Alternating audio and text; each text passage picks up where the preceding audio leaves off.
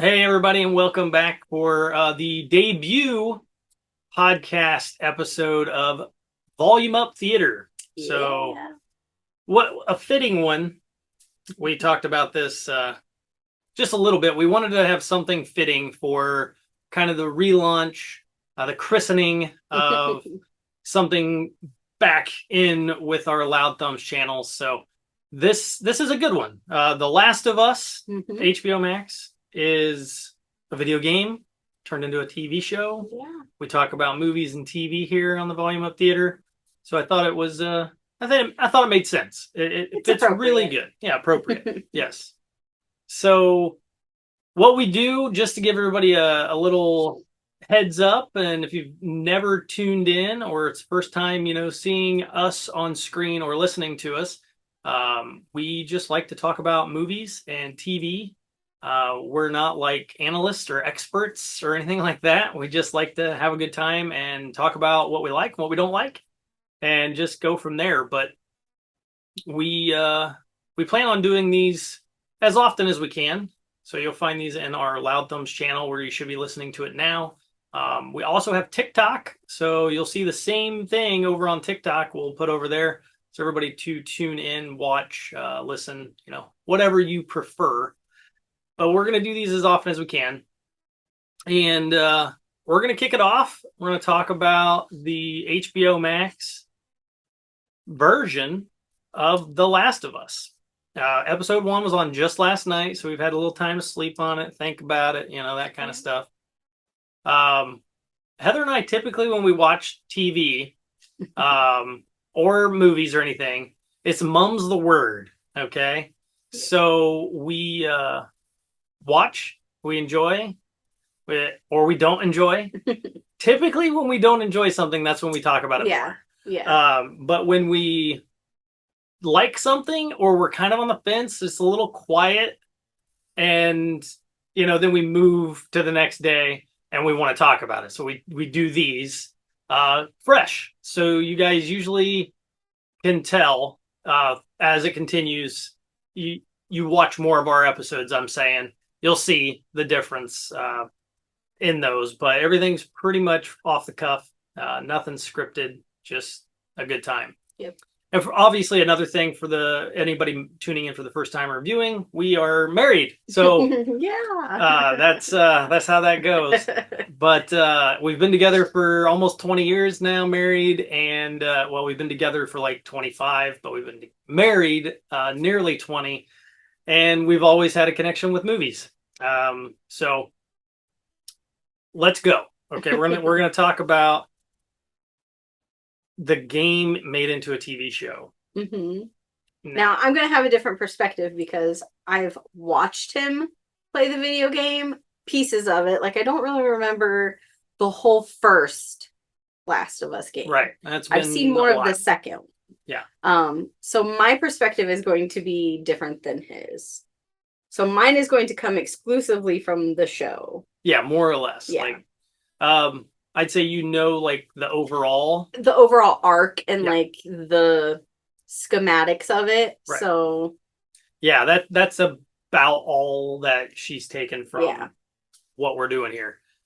I think it's probably best to start with, for me, to tell everybody I'm not a fan of the game 2. Last of Us 2, not a fan. The reason is I've said this on our podcast. If you guys have already listened, you'll know this is one of my hot button games because it should have been a movie or a TV show. So I'll preface everything I'm about to say here, and we're going to talk about with that. The first Last of Us that this show is based off of, loved it. It was great. It was a big surprise, came out of left field, and very happy with it. I played it like 1 and a partial times. There's a story behind that, but this show, it started really good. Like this episode, I don't think they took too many liberties. There's a lot of exact copies pulled out of the game. Like exact copies of certain scenes that are identical to what you see in the video game. So that's good. I'm sure there's going to be a lot of naysayers out there that think that the, developer or the, the directors and writers and everybody didn't do their job. Because they just cheated, like they looked at their answers. I know that's going to happen. There's going to be people on the internet that's going to have that. Now, saying that, we've had 12-ish hours to let this, mull over and just kind of stew. And so far, overwhelmingly positive views that this show's getting. I enjoyed it. More than I expected, but I also did go in with very little expectations. Like, I had no hype. Yeah, we didn't really watch much about it beforehand. We didn't watch any previews. We were just kind of like, oh, they're coming out with the Last of Us show. Okay. Yeah. And then we decided last night, the first episode, to watch it. And I will say, for me, as a person who hasn't seen the video games, I loved it. Like, I was sad when the episode was over. It did not feel like it was an hour and 22-minute episode. And I was like, can we binge this? Like, is this binging? But, of course, they're releasing them week by week, as HBO tends to do now. Right. I think it was done great. The actors that they picked, to me, were perfect. I love Bella Ramsey. She will always be my little Game of Thrones. Yeah. So, and Pedro Pascal. Who doesn't love him? He was also Game of Thrones. He's also Mandalorian. Yeah. So, for me, I loved it. Like, and not knowing like a lot about the video games, the story was intriguing. Like, and the way it was done also wasn't so far-fetched that you're like, oh, this could never happen. No, like, this legit probably could happen at some point. Like, I enjoyed it a lot. It was very good. I was ready to watch the second episode. Yeah, it was definitely the same for the games when the games came out. They were 1 for 1, like I said with the show, and the game was the same. It was very popular. Yeah. And for good reason. Like, a lot of things were grounded, and this was in the world, in the realm of, well, this was in the time in the world where we started getting a lot more grounded things. We got grounded superheroes, and, then we get grounded video games, and like, things you didn't expect to see that like touched you. And, the stories were insanely well written and acted and performed, voice acted for the video games, And I think, I think that was like a big deal then, that you're actually getting to see for the first time, or enjoy for the first time, one way or another. A lot of us are getting it twice now. So we kind of get the apples to apples kind of feel. Like, I hope they continue. Like, if this first episode is indication of how the show is going to go, like, this is probably going to be one of my new top favorite shows. Yeah. It was really good. I could tell. I knew that was going to be kind of the case. Right. But for me, I'll tell you, like, the hardest parts to do for me as a viewer, the hardest thing to do if you're the director or you're the TV show, for me, is make me care. Like, make me feel, make me care is super difficult, because the immersion is so lost in so many things nowadays, and we're all so desensitized. This made me care. Like, this made me feel. Not care about Sarah. I cared more about, and maybe because I haven't played the game in a decade, okay? But I cared more this time about what happened to Sarah than I did. And I have a daughter now. So, like, we're going to, she's an 8-year-old daughter. Right. So I have that now that instantly builds a connection to me, because I'm a father with a daughter. And if that happened, oh my God. So that, not even using that, like, my brain didn't even think of that when I was watching the show. It was more of like, this is so good. Like, it's being acted so great. It's being written. The direction. I mean, everything. Like, camera cuts and music and the tension and all of it was done in a way that was so good that you couldn't fault it. Like, there was nothing you could do to fault it. That creates immersion. Like, if you can't find fault, and my brain unfortunately does that very quickly on stuff, then you're immersed once you give it up. And I think this set a super high mark for episode one, It did. and that's going to be tough to keep I going. know. That's why I'm like, I hope they can keep it going. If they keep it going, like this for me will be in the Game of Thrones realm, like just how immersive and good the story is. And I think part of it does have to do with the people who did the video game are helping on the show. Like Yeah. their build is the top executive producers. Like obviously they're gonna have a lot of say, so I hope it stays the way it was. Oh yeah. And it looks like it's going to. They show a little bit of the next episode. We did see a little bit of a preview. Now that we've seen the first episode, we're like, okay, let's see what's happening in the coming weeks. There was a cool, for anybody who has HBO Max, there is a cool like after episode featurette that talks about the difference between like Sarah and Ellie, and I thought that was really cool because like they want you to feel that for Sarah. Like she's so sensitive and she cries when he has to kill the old lady, and then there's Ellie who's just like F you and you're an a-hole, and she's just a lot more tough and a lot more gritty, where you're like, okay, this girl can hold her own. Right. So I thought that was cool that they kind of showed where their brain was at making those two characters and how they wanted them to compare. Well, and they really push you in this particular one for me. Like it didn't hit so hard in the game for me, but they really push you to realize like how messed up Joel becomes after all of this. Like he goes from like, kind of a straight and narrow. He's a single father. He's trying to take care of his daughter and do the best he can with his brother in a business. They have like a construction business, all this kind of stuff that they kind of add on like backstory, like tiny little things that matter. Like I say, they push the immersion, and then everything happens with Sarah. And then the next thing you know, we're 20 years later, and he's flinging drugs and he's doing what he can to get these, these ration cards to, get a battery to get his, find his brother. And, they kind of just really encompassed all of that very well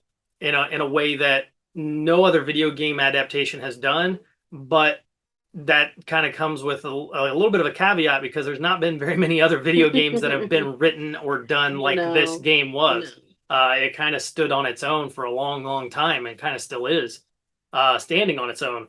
But I think that with everything that happens with Sarah, they really show you his change, but also by the end, you see the difference between him now and him then, and how he protects versus what he was doing, with Sarah. And Sarah, Nico Parker is her name. Okay. If you guys are familiar with Westworld, she is Maeve from Westworld's daughter in real life. Yeah. And I called that I shit. know. Like I was sitting there and I'm like, she looks a lot like Maeve. Sandy Newton's daughter. And I was like, are you sure? And then when he said, yeah, and then I saw her face again, and I was like, oh my gosh, it is. It was like, I instantly had to Google.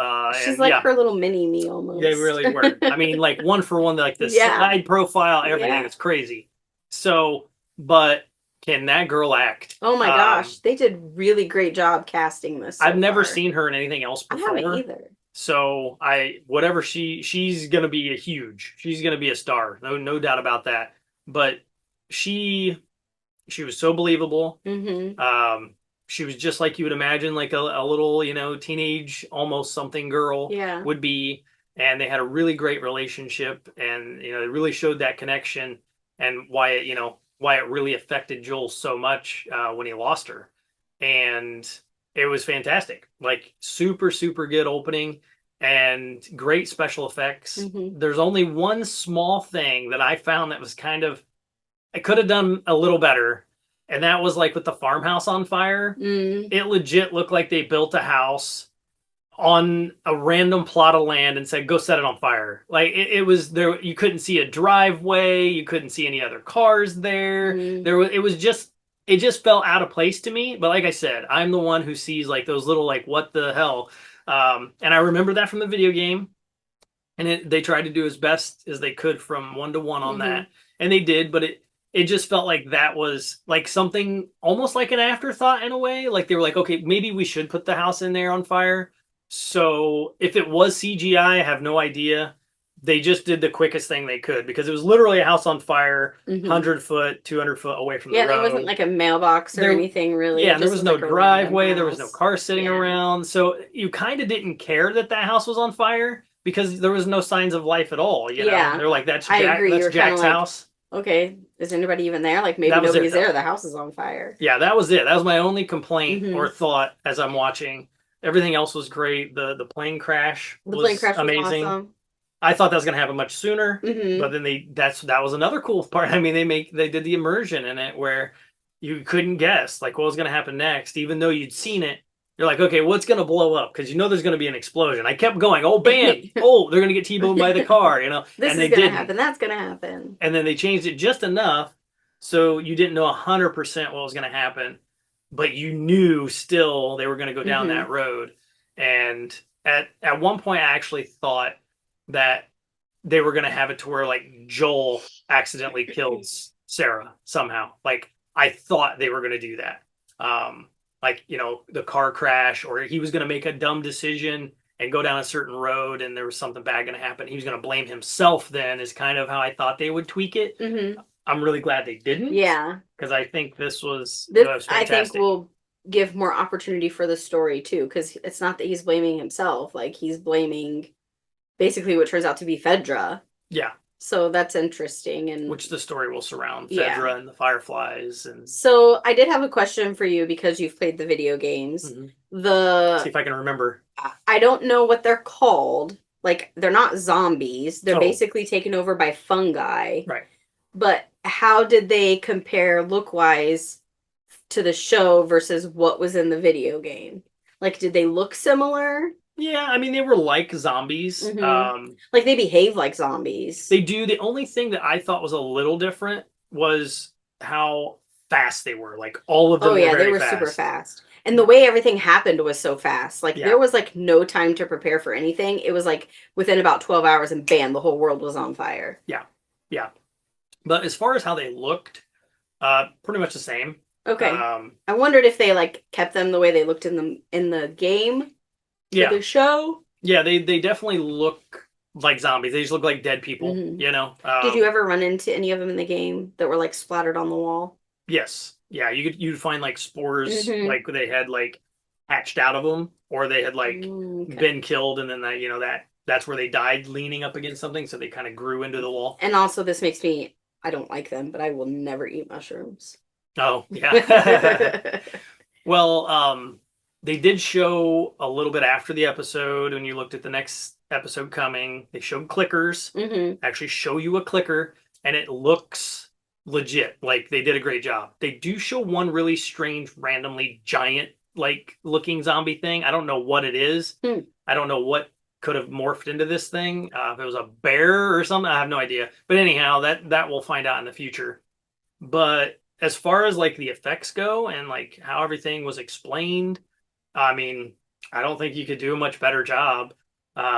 I did read and watched another couple videos because I was curious because there was no spores in this one. Okay. Yes, that's what I was wondering. Like, how in the video game do they tell you how it all started? Yeah. So what happens is like they don't explain the fungi like they do at the beginning of this, right? In the games, they don't explain any of that. But what they do is they talk about the spores. So when their actual spores are like hatching, you have to be masked up around those.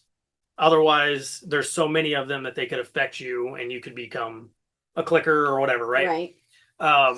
But they didn't do that in the games. And there was a specific, or they didn't do that in the show, but there was a specific scene that they showed where they show it you looking through the light and they just show like stuff hanging in the sky. Yeah. And it's like you're looking from inside outside.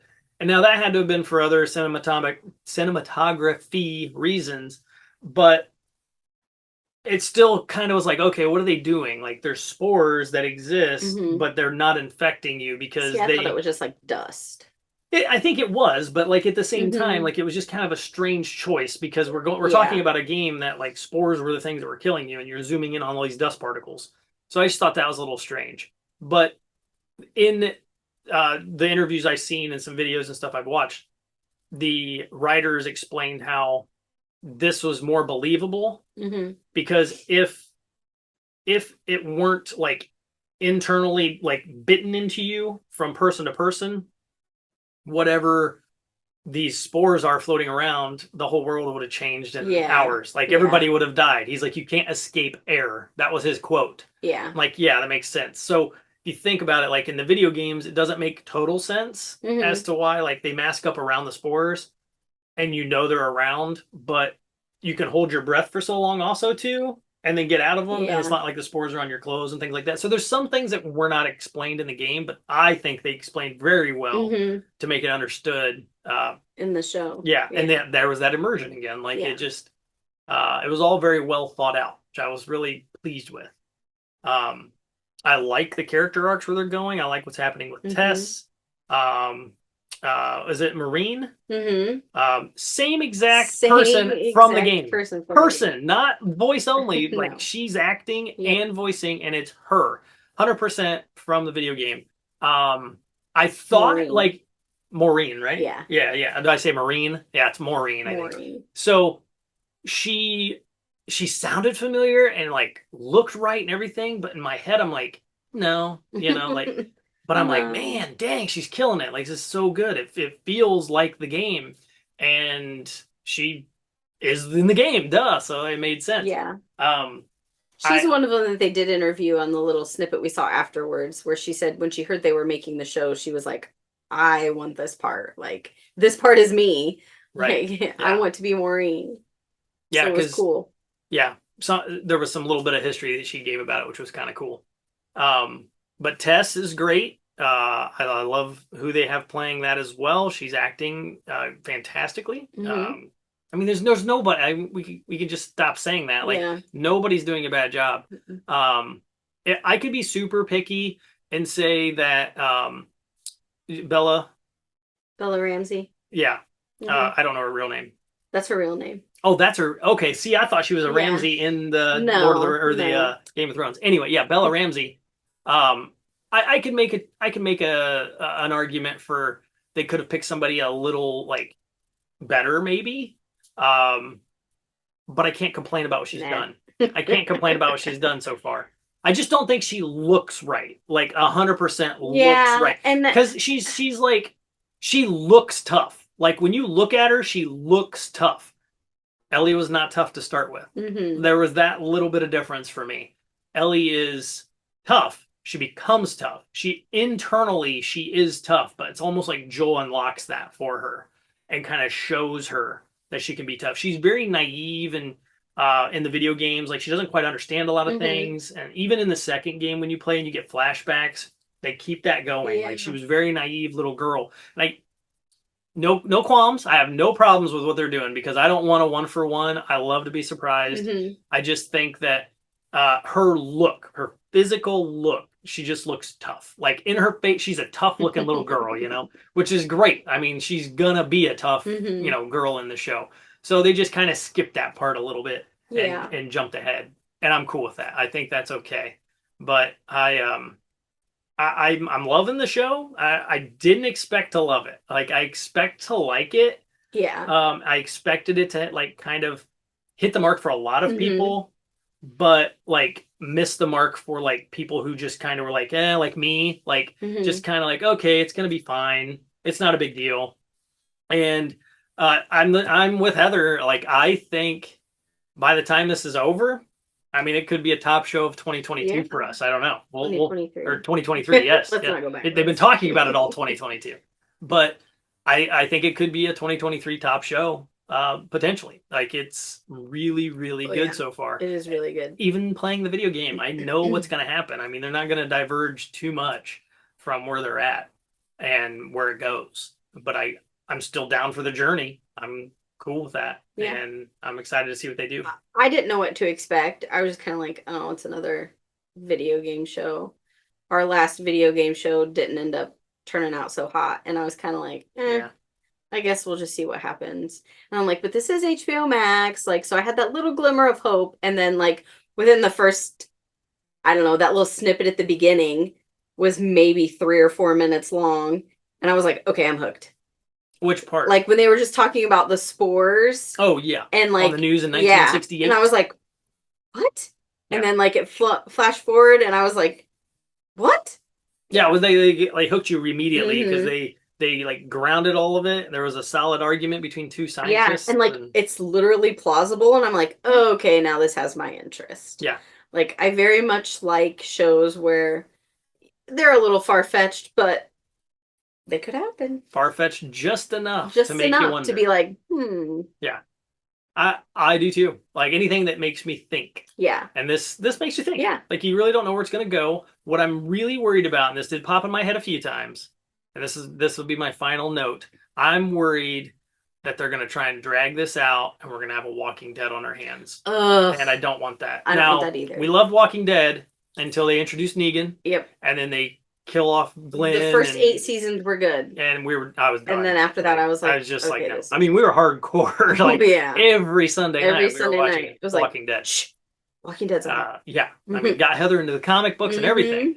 So it worries me a little bit that they're going to make this like the first half of the first game, and they're going to try and, make another season, and then it'll be a second half of the second game. They're going to try and do like 5 seasons, and that worries me. I think you elongate it too much. There's too much filler, and it's not good. I don't know. Like, do you know how many episodes are supposed to be? I thought it was 10. It might have been 8. I will look it up right now. Okay. You tell them. I feel like HBO Max isn't going to let it drag out. 9 episodes. Like, think about what they did with Westworld. Yeah, Westworld was supposed to be 4 seasons, right? 5 seasons. How many seasons did we get? We got 4. It was supposed to be 5. The 5th one was supposed to be done, and HBO Max was like, you know what? This is getting drug out a little too much. We're done. Yeah, but they did that in a negative way because we got no ending. I know, we got no ending, which kind of ticks me off. Yeah. But I guess I can just pretend it ended the way I wanted it to end. Yeah. It ended at season 1. Yeah. That's where and even season 2, like 1. But I just don't. I have a lot of faith in HBO Max that they're not going to. You do have a lot of faith. Yes, I do have a lot of faith in HBO Max that they're not going to pull a AMC Walking Dead like money.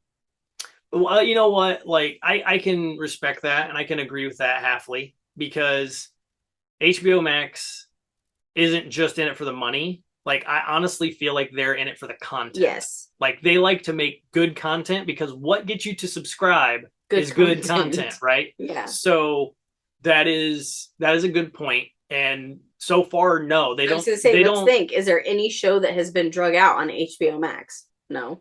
No, I can think of. I mean, some people would say Game of Thrones, that it didn't need that last season. Okay. That kind of stuff. Hold on here.